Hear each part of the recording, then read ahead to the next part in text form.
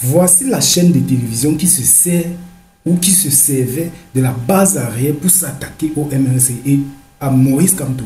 Voici la chaîne de télévision et c'est Maurice Kamto lui-même qui cite la chaîne de télévision et il avertit la chaîne de télévision. Écoutez cette vidéo jusqu'à la fin.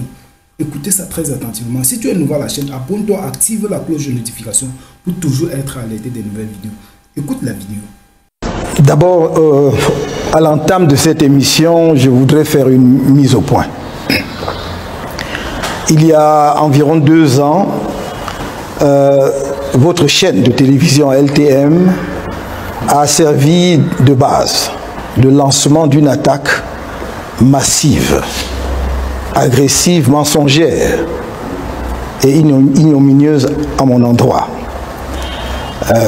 Prétendant que, alors que j'étais ministre délégué auprès du ministre de la Justice, garde des Sceaux, j'ai élaboré un code pénal pour lequel je me suis octroyé 14 milliards. J'aurais donc détourné 14 milliards en ayant au demeurant fait une prestation, alors même que j'étais ministre. Par la suite, d'ailleurs, on a dit que c'est un cabinet dont je suis le créateur, ce qui est exact.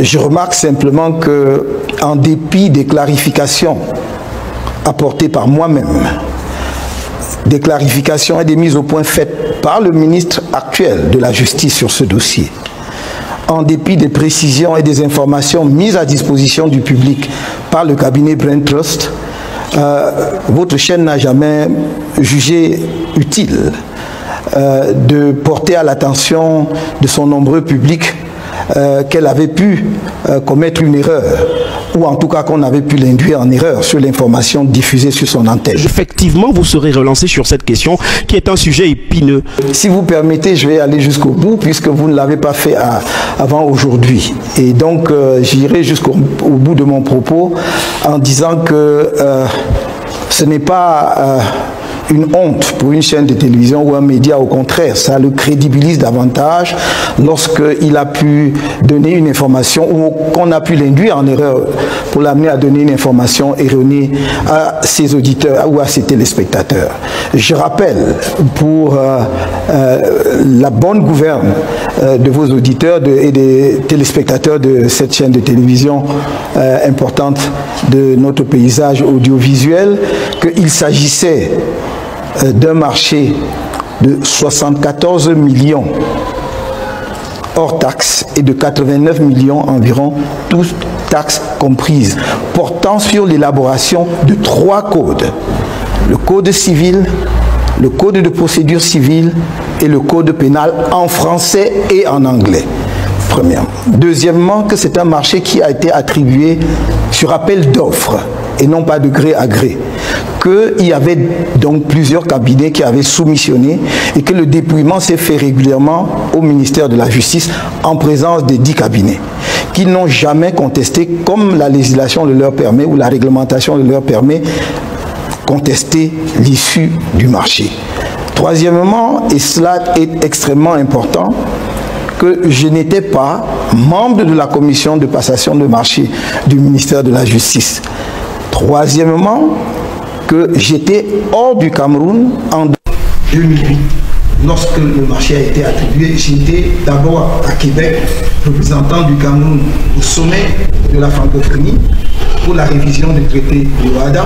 Ensuite, je suis allé à New York puisque j'étais le candidat du Cameroun à l'élection à la Cour internationale de justice et que je devais battre campagne.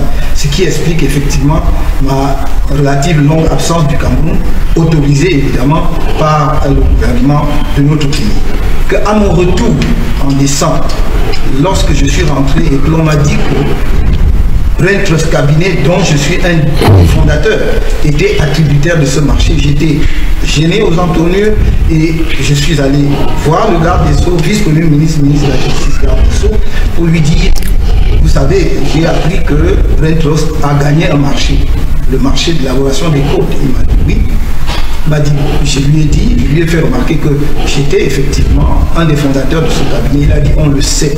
Et il m'a posé 3 questions, cher monsieur. La première, est-ce que le marché a été attribué sur appel d'offres ou de gré à gré? Et je lui ai dit, je crois que c'était sur appel d'offres. Il dit, c'est exact. Nous avons donc sélectionné le meilleur. Deuxièmement, est-ce que vous êtes membre de la commission de passation des marchés? J'ai dit non parce qu'effectivement, je n'en étais pas membre. Le président était le secrétaire général du ministère de la Justice. Les membres sont encore vivants, certains sont à la Cour suprême et d'autres occupent d'autres types de responsabilités. Et troisième question, il m'a dit, est-ce que c'est vous qui signez les marchés au ministère de la Justice? J'ai dit non, évidemment, monsieur le Premier ministre, c'est vous. Et il m'a posé la question, quel est votre problème? Je n'avais pas de problème. Alors bonjour tout le monde. Bienvenue sur cette chaîne. Si tu es nouveau à la chaîne, abonne-toi, active la cloche de notification. Vous avez compris ce qu'il a dit dans sa vidéo. Et plutôt, je crois plutôt aujourd'hui, il y a la directrice de la chaîne en question, c'est-à-dire LTM, a demandé au président Maurice Kamto de faire une vidéo pour démentir les faits.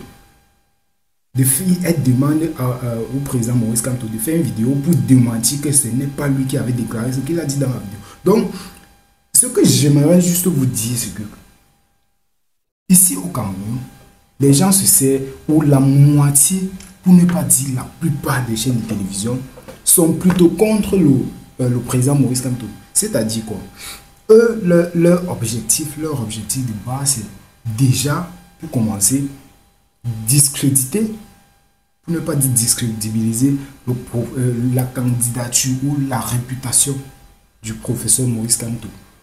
Parce qu'aujourd'hui, on ne peut pas comprendre que sur toutes les chaînes de télévision, récemment, il y a eu une émission où sur le plateau de télévision, il n'y avait pas de MLC. Et c'est juste un invité qui a pris la défense du MLC. Et celui qui a pris la défense du MLC n'était même pas du parti MLC. Est-ce que vous comprenez un peu? Du coup, ça montre qu'au Cameroun, la majorité des chaînes de télévision s'attaquent plutôt au président Maurice Kamto. Pourquoi?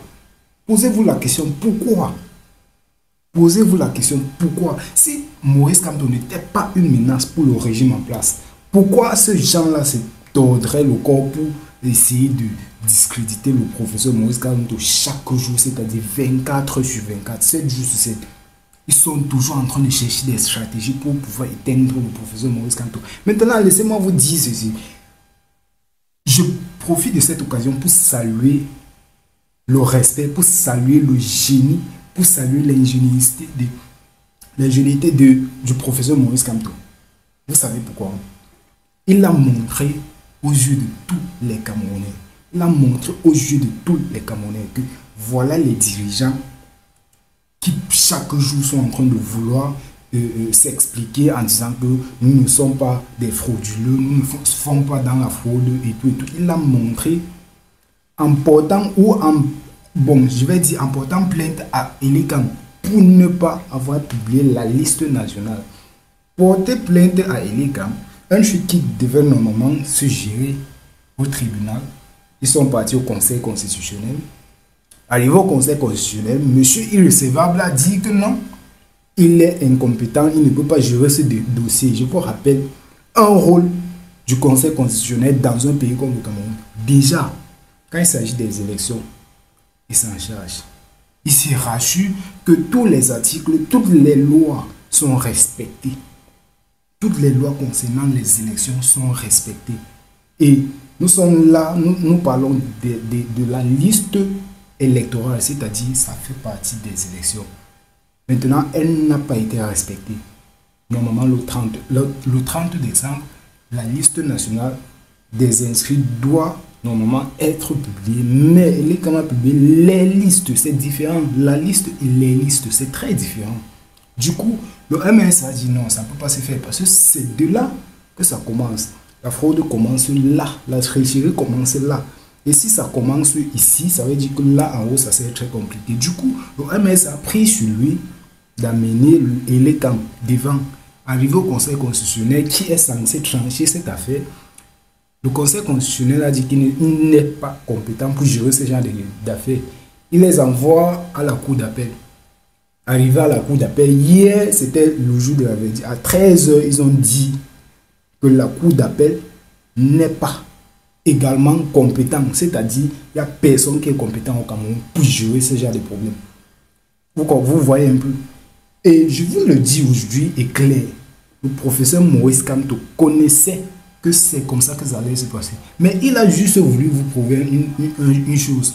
C'est que voilà le pays où les dirigeants à qui vous accordez vos votes après chaque mandat, c'est-à-dire 7 ans. Voilà les dirigeants à qui vous accordez vos votes, vos voix. Il a juste voulu vous prouver que voilà ce qui se passe.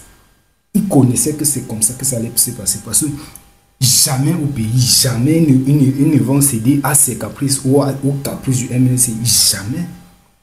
Jamais, nous le connaissons tous. Nous le connaissons tous. Donc, les chaînes de télé sont là derrière en train de faire soit du tribalisme, soit en train de dire que non, c'est un Bamileke, soit en train de traiter les Bamileke des extrémistes et tout et tout. Bref, ciao, ciao.